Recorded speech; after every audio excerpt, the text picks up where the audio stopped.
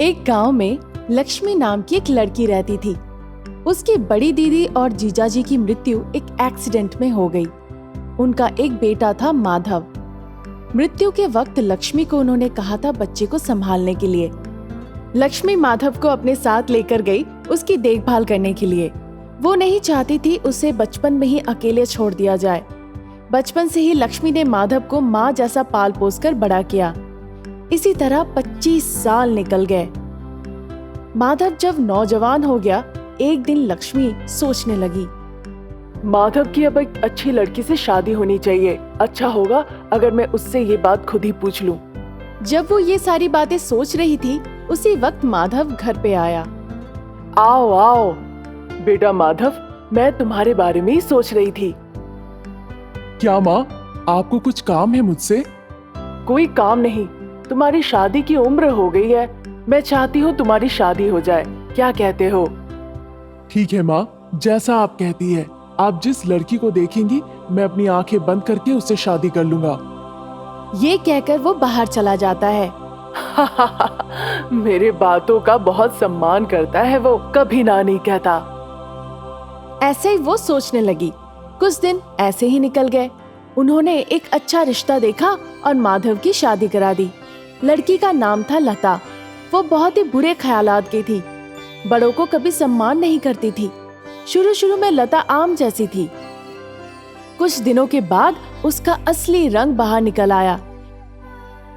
एक दिन सुबह के वक्त लक्ष्मी नींद से उठकर हॉल में बैठी थी। इस बीच माधव एक कप कॉफी किचन से लाकर लता को दिया। लक्ष्मी ने ये चीज गौर किया। अरे, ये क्यों कॉफी लाकर उसके हाथों में दे रहा है किचन से? वो सुबह सुबह उठती भी नहीं है और उसी से हर काम करवाती है। अजीब लड़की है ये। इन सारी चीजों के लिए अपनी बहू पर उसे बहुत गुस्सा आ रहा था। कुछ देर के लिए माधव अपने खेत में गया। इस बीच लक्ष्मी लता के पास गई और लता से कहने लगी, लता, क्या कर रही हो तुम? कहिए, क्या करूंगी मैं? वो उठ के बैठ गई। फिर लक्ष्मी कहने लगी लता से, सुबह हो गई है, फिर भी तुम सो रही हो? ये कोई वक्त है सोने का? और तुम ऊपर से अपने पति से कॉफी बनवा रही हो? इस तरह से लक्ष्मी ने पूछा। ये सुनकर लता को बहुत गुस्सा आया। इन सारी चीजों में आपको क्या परेशानी है? अगर वो मुझे सारी चीजें ला कर दे रहे हैं तो? ये मर्दों के लिए अच्छी बात नहीं है कि वो महिलाओं को इस तरह से सेवा करे। शादीशुदा औरत को इन सारी चीजों का सीखना चाहिए। लक्ष्मी ने बहुत तेज आवाज से कही। लता ये सुनकर चिड़चिड़ी हो गई। आपको हर बात जानने की जरूरत नहीं है। अच्छा होगा अगर आप अपने दायरे में रहे तो। आपको मुझे बताने की जरूरत नहीं है क्या सही है और क्या गलत है। आप बस अपना ध्यान रखें। लता ने लक्ष्मी से बेझिझक ये सारी बातें कह दी। लक्ष्मी कुछ नहीं कह पाई लता को ये सारी बातें सुनने के बाद भी। फिर वो वहाँ से चली गई। ये बहुत ही बुरी लड़की है। अगर पहले पता होता तो मैं अपनी बेटी की शादी कभी ना कराती। इस तरह से वो सोचने लगी। फिर कुछ दिन निकल गए। एक दिन लता और माधव बाहर जा रहे थे। माँ, हम बाहर जा रहे हैं, हमें खर्च करने के लिए कुछ पैसे दीजिए। मेरे पास पैसे नहीं है बेटा, सारे खर्च हो गए हैं घर गृहस्थी में। उनकी बातें सुनकर लता को बहुत गुस्सा आया और वो कहने लगी, अगर उनके पास पैसे होंगे भी तो वो नहीं देने वाली। ऐसे इंसान को क्या पता कहाँ खर्च करना है और कहाँ नहीं।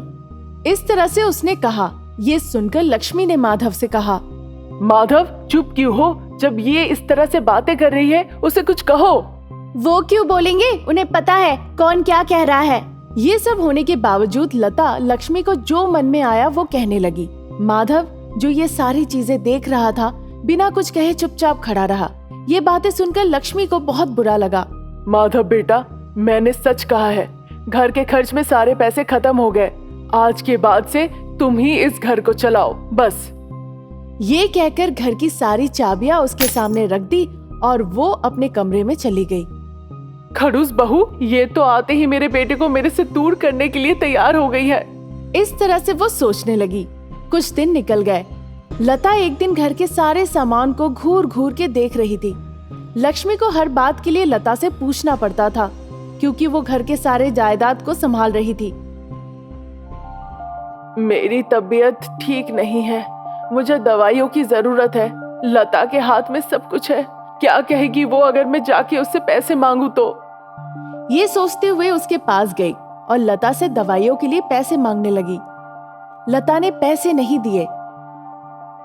मुझे लगता है दवाइयाँ खाकर आपकी जिंदगी को आगे बढ़ाने की कोई जरूरत नहीं है। मुझे कोई मतलब नहीं है आप दवाइयाँ लेती है या नहीं लेती है। बेकार के खर्चे ये दवाइयाँ, वैसे भी मेरे पास पैसे नहीं है। लता की ये सारी बातें सुनकर लक्ष्मी वहां से चली हो गई, बहुत दुखी होकर। कुछ दिन ऐसे ही निकल गए। लक्ष्मी की सेहत दिन ब दिन खराब होते जा रही थी, पर वो दोनों लक्ष्मी का ख्याल रखना बिल्कुल छोड़ दिए। हे भगवान, मेरे ऐसे कठिन दिन होंगे। मेरा एक खुद का बेटा और बहू होते हुए भी आज मैं अनाथ हूँ। इसके पीछे एक ही वजह है, वो अखड़ू बहू जो इस घर में आई है और सबको सता रही है। ये सोचकर उसे और ज्यादा तकलीफ होने लगी। उसकी सेहत ऐसी थी कि वो कोई काम नहीं कर पाती थी, फिर भी लता उसे ये करो वो करो कहते रहती थी और ना कर पाओ तो खरी खोटी बातें सुनाने लगती थी लक्ष्मी को। लता और माधव हर दिन अच्छे अच्छे पकवान खाते थे और लक्ष्मी को सड़ा हुआ खाना खाने देते थे। बेटा लता, मेरी सेहत ठीक नहीं है। अगर मैं ऐसे ही खाना खाती रहूं तो मैं ज्यादा दिन जिंदा नहीं रह पाऊंगी। बहुत दुखी होकर उसने ये बात कही। फिर चिड़चिड़ी होते हुए लता कहने लगी, मैं आपकी कोई नौकरानी नहीं हूँ जो आपके लिए पकवान बना बना के खिलाऊंगी। वैसे भी आप जिंदा रहकर भी क्या कर लेंगी? हमारे लिए तो बोझ ही है आप। जब आप ये घर छोड़ के जाएंगी तभी मैं थोड़ा सुकून से जी पाऊंगी। इस तरह से वो बड़बड़ाते हुए वहां से चली गई। वो बेटा जो अपनी पत्नी को अपने माँ के बारे में ये सारी बातें कहते हुए सुना, फिर भी वो चुपचाप वहां बैठा रहा जैसे उसे कोई फर्क ही नहीं पड़ता हो। ये सारी चीजें देखने के बाद लक्ष्मी बहुत दुखी हो गई। वो मुझे पसंद नहीं करती है कि मैं यहाँ रहूं, इसीलिए इस तरह से बातें करती है। ऐसा तक कि मेरा बेटा भी मेरा ख्याल नहीं रखता। मेरे लिए अच्छी बात नहीं होगी कि मैं यहाँ और ज्यादा दिन रहूं। ये सोचकर वो दुखी हो गई और घर छोड़ने का फैसला कर ली। वहां से वो एक अनाथ आश्रम चली गई। लता को जब इस बारे में पता चला, अच्छा हुआ वो खराब औरत इस घर से तो दफा हो गई, अब मुझे थोड़ी सी शांति मिलेगी। इस तरह से वो बेवकूफ बहू सोचने लगी। उस दिन सास और बहू अपना काम कर रही थी। इसी बीच उनकी एक पड़ोसन उनके पास आई। अंजना भाभी, अंजना भाभी। वो सास को इस तरह पुकारने लगी। सास बाहर आई। शारदा भाभी, आप क्यों आई? संक्रांति नहीं आ रही है क्या? मेरे बच्चे घर आ रहे हैं और उन्होंने अनरसे बनाने के लिए कहा है, लेकिन मैंने इससे पहले कभी बनाए नहीं है, पूछने आई थी। हाँ, मुझे पता है अनरसे बनाने की विधि। बस सभी चीजें तैयार रखना, मैं आकर उन्हें बना दूंगी। ठीक है। वो निश्चिंत होकर हाँ कहती है और वहां से चली जाती है। बहू ने उनकी बातचीत सुनी। अरे बहू, मैं 1 घंटे में लौट आऊंगी। तुम तब तक घर के काम निपटा कर रखना। टीवी देखने मत बैठ जाना, नहीं तो सारा काम पड़ा रह जाएगा। वो कहती है ठीक है और सास चली जाती है। उसके बाद वो शारदा के घर गई और अनरसे बनाने लगी। उस घी के अनरसों की खुशबू बहू तक पहुंच गई। लगता है सास घी में तल रही है अनरसे। मैं तो अगर नहीं खाने को मिले तो इस खुशबू को सूंघ कर मर ही जाऊंगी। कुछ करना होगा, वहां जाकर देखती हूँ। वो वहां जाती है। सासू माँ, नमक और काली मिर्च के डब्बे कहाँ रख दिए आपने? वे अपनी जगह पर ही हैं। सच बताओ, तुम अनरसे खाने आई हो ना? हे भगवान, नहीं, सच में डब्बे नहीं मिल रहे थे मुझे, इसीलिए आई थी। और अनरसों की तरफ देखती है। इस बीच शारदा वहां आ गई। बहू, अच्छा किया तुम आ गई। इस अनरसे में मीठा चक्कर देखना जरा। उसने उसे एक अनरसा दिया। ओह, बहुत गर्म था, ये मीठे का पता ही नहीं चल पाया। एक और दीजिए ना। उसने एक और ले लिया और उसे खाया। ओह, इसमें इलायची बहुत ज्यादा हो गई थी, एक और खाकर बताऊंगी। ऐसे कह कहकर उसने काफी सारे गप कर लिए। उसे ऐसा करते देख अंजना ने कहा, काफी खा लिए, अब घर जाओ। और कितने खाओगी? वो जोर से चिल्लाई। जा रही हूँ। अरे भाभी क्यों चिल्ला दी उस पर? बच्ची ही तो है, खाने देती। सास चुप रही। बहू घर पहुंचकर, मेरी सास कितनी मजेदार अनरसे बना रही है, मुझे और खाने का दिल कर रहा है, लेकिन अगर मैं दोबारा जाऊंगी तो मेरी सास मुझ पर चिल्लाएगी। एक काम करती हूँ, मैं एक छोटी सी लोहे की छड़ लेकर जाती हूँ।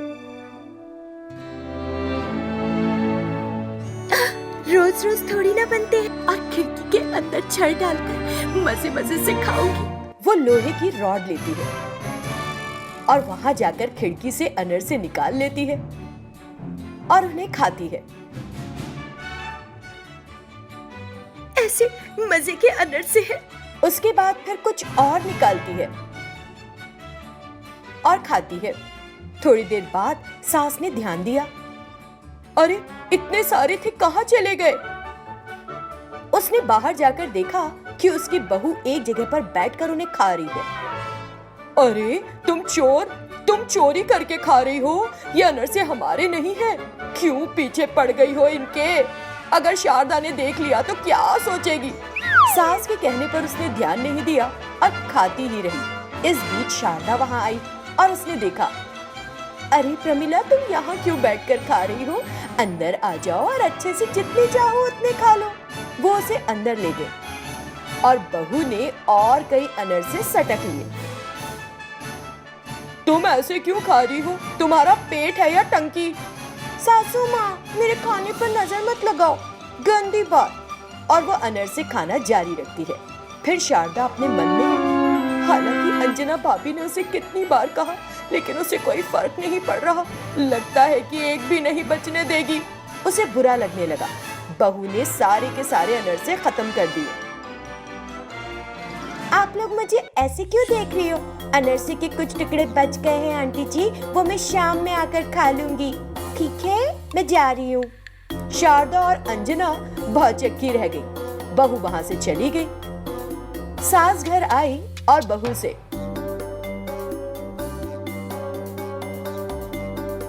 तुमने सारे के सारे अनरसे खा लिए। मैंने इतनी मेहनत से बनाए और मुझे एक भी नहीं खाने को मिला। मैं तो बस बनाती ही रह गई उन्हें। जब सास ने उदास चेहरा बनाया तो बहू बोली, सासू माँ, क्या मैं आपके बारे में नहीं जानती? मैंने तुम्हें साड़ी के पल्लू में अनरसे छिपाते देख लिया था। तुमने देख लिया? क्या वो भी खा जाओगी? हाँ, सारे नहीं, मैंने उनमें से कुछ छोड़ दिए हैं आपके लिए। आइए हम दोनों मिलकर खाएंगे। सास को खुशी महसूस हुई। अरे मेरी बहू तो एकदम सोना है। दोनों बैठकर अनरसे खाने लगे। शारदा ने खिड़की के पीछे से देख लिया। दोनों एक ही थाली की चट्टी बट्टी हैं, खाने दो, और वहां से चली गई।